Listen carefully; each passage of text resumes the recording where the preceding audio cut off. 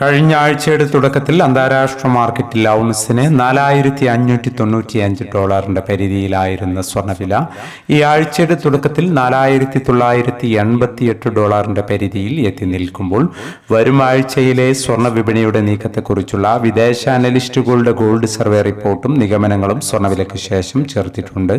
തിങ്കളാഴ്ച durable goods orders, ചൊവ്വാഴ്ച consumer confidence, ബുധനാഴ്ച FOMC interest rate decision and Fed chairman Powell press conference, വ്യാഴാഴ്ച initial jobless claims, വെള്ളിയാഴ്ച producer price index and core PPI എന്നിവയാണ് ഈ ആഴ്ചയിൽ വരാനിരിക്കുന്ന ഡാറ്റകളിൽ ചിലത്.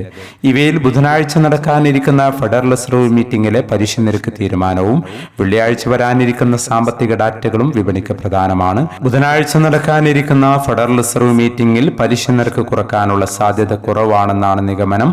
പലിശ നിരക്ക് മാറ്റമില്ലാതെ നിലനിർത്താനുള്ള സാധ്യതയാണ് കാണുന്നത്.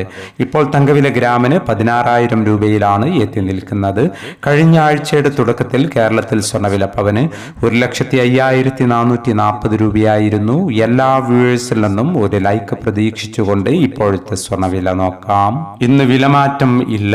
ഇന്ന് 25/1/2026 പവന് 1,17,520, ഗ്രാമിന് 14,690. KGSMA എന്ന സംഘടന പ്രഖ്യാപിച്ച വില 1,16,320, ഗ്രാമിന് 14,540.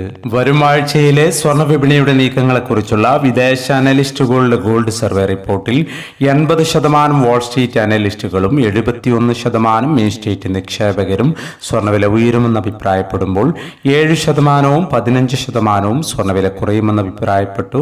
13%, 14% ന്യൂട്രലായി തുടരുകയും ചെയ്തു. വന്നിട്ടുള്ള ഗോൾഡ് സർവേ റിപ്പോർട്ട് വിലയിരുത്തുമ്പോൾ ഇരു അനലിസ്റ്റ് സംഘങ്ങളിലെയും ഭൂരിപക്ഷം ആളുകൾ വരും ആഴ്ചയിൽ സ്വർണ്ണവില ഉയരുമെന്നാണ് അഭിപ്രായപ്പെടുന്നത്. നിലവിൽ കഴിഞ്ഞ ആഴ്ചയുണ്ടായ സംഭവ വികാസങ്ങൾ നിങ്ങളിലേക്ക് ചാനൽ എത്തിച്ചിരുന്നു. കഴിഞ്ഞ അവലോകന വീഡിയോയിൽ അനലിസ്റ്റുകൾ ഉയർച്ച പറയുമ്പോൾ തന്നെ ആശങ്കയും രേഖപ്പെടുത്തിയിരുന്നു. കൂടാതെ ട്രംപിന്റെ പ്രസ്താവനകളെയും ചെയ്തികളെയും ഭയക്കേണ്ടതുണ്ടെന്ന് ചാനൽ ഓർമ്മപ്പെടുത്തുകയും ചെയ്തിരുന്നു. അതുപോലെ തന്നെ അപ്രതീക്ഷിത നീക്കങ്ങളാണ് ട്രംപിന്റെ ഭാഗത്തു നിന്നുണ്ടായത്. അതുകൊണ്ട് തന്നെ ട്രംപ് എപ്പോൾ എന്തു പറയും എന്ന് പ്രവചിക്കാൻ ആവാത്തിടത്തോളം വിപണിയുടെ നീക്കങ്ങളിൽ നിഗമനങ്ങൾ പ്രയാസകരമാണ്. മാസങ്ങളായി ട്രംപിനെ ആശ്രയിച്ചുകൊണ്ടാണ് സ്വർണം നിലനിൽക്കുന്നത് എന്ന് പറയാം. പ്രവചിക്കാൻ പറ്റുന്ന ഇതര മേഖലകൾ ട്രംപിന്റെ പ്രസ്താവനകൾ മൂലം അപ്രസക്തമാവുകയും ചെയ്യുന്നു. ഇപ്പോൾ ഇറാൻ ലക്ഷ്യമാക്കി അമേരിക്കൻ നാവികസേനാ വ്യൂഹം നീങ്ങുന്നു എന്ന റിപ്പോർട്ട് പുറത്തു വരുമ്പോൾ ഗ്രീൻലാൻഡ് വിഷയത്തിലെ ഒതുക്കത്തിന് ശേഷം ഇനി പുതിയ വാർത്ത അതായിരിക്കുമെന്ന് അനുമാനിക്കാം.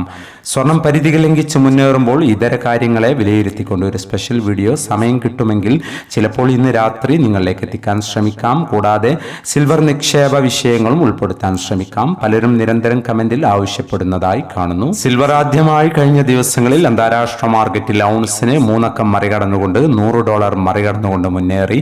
ആ റിപ്പോർട്ട് ഏറെ ശ്രദ്ധേയമായിരുന്നു. നിക്ഷേപകർക്ക് വേണ്ട നിർദ്ദേശങ്ങളും സ്വർണ്ണ വിപണിയിൽ വിദൂര ഭാവിയിലായാലും ഇടിവിനുള്ള സാധ്യതകളുമെല്ലാം ഉൾക്കൊള്ളിച്ചുകൊണ്ട് സ്പെഷ്യൽ വീഡിയോ നിങ്ങളിലേക്ക് എത്തിക്കാൻ ശ്രമിക്കാം. അത് തയ്യാറാക്കാൻ കൂടുതൽ സമയമെടുക്കുമെന്നതിനാലാണ് ഇന്ന് പറ്റുമെങ്കിൽ ശ്രമിക്കാമെന്ന് പറയുന്നത്.